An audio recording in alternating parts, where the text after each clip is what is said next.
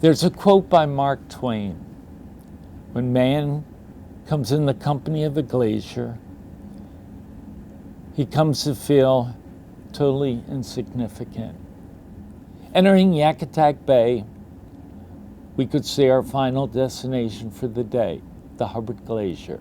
A wall of ice that was over 5 miles in length from the left to the right.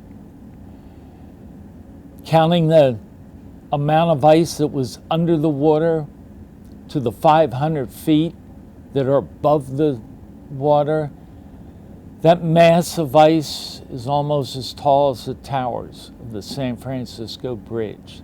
It sort of gives you a perspective of what we're looking at.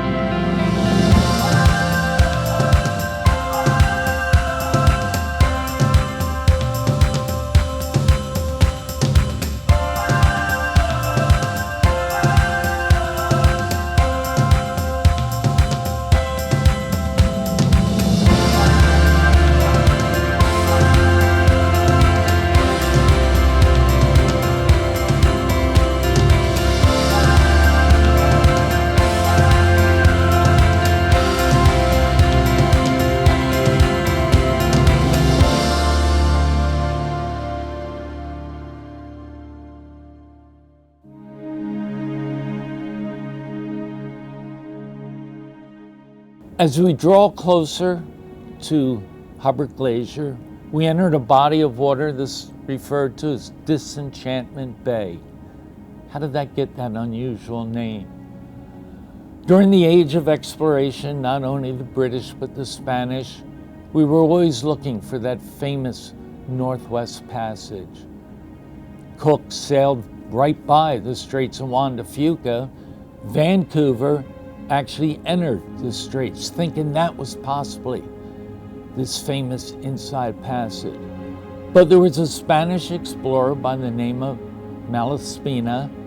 As he entered Yakutat Bay from the Gulf, he felt maybe this is that famous inside passage. He could not see where the bay terminated.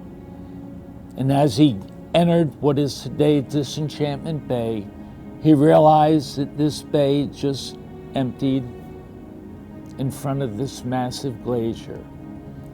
In his disappointment of not finding that famous passage, he named this body of water Disenchantment Bay.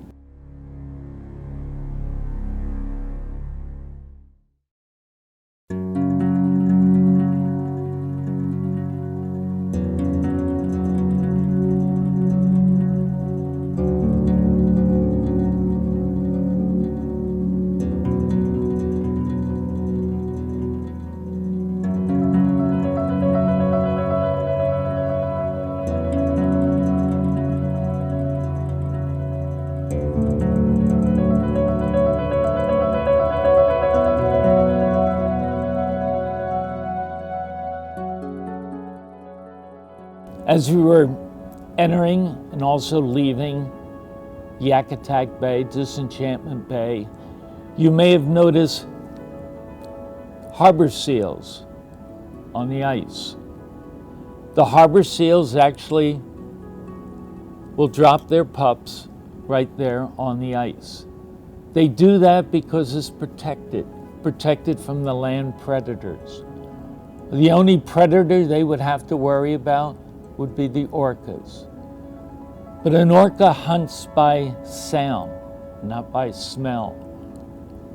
And with all the glaciers calving and all that ice tumbling around, it is actually the noisiest place in the ocean.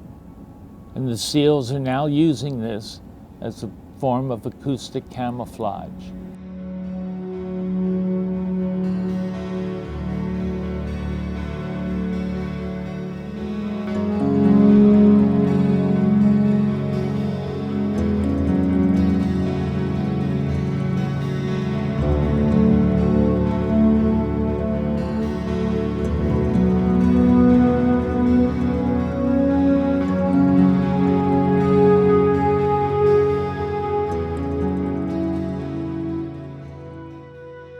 What is a glacier? A glacier is nothing more than a river of ice, but it's composed of ice. And the important criteria there, it is always moving. It is moving from a higher elevation to a lower elevation, and it does that because of gravity. A glacier can carve out incredible landscapes, much like a river can. The Colorado River carved out the incredible Grand Canyon, where the glaciers of Alaska carved out the Inside Passage. So we have these glaciers always moving downward.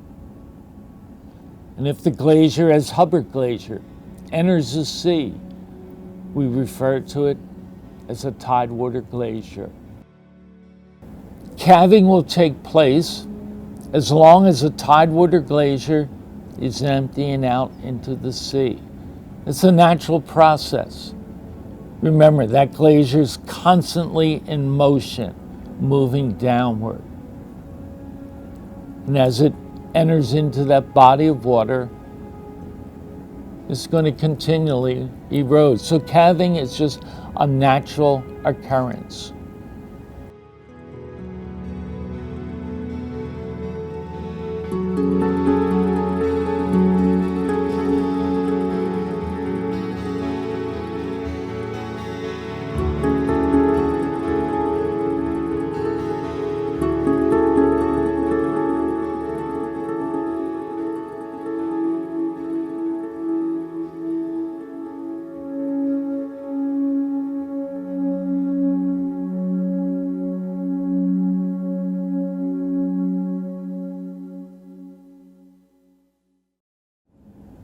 The Grand Princess today, we were so fortunate.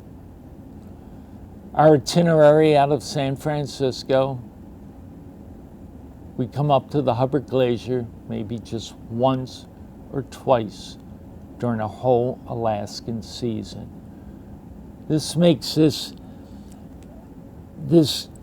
itinerary so special. We saw that incredible creation, that wall of ice.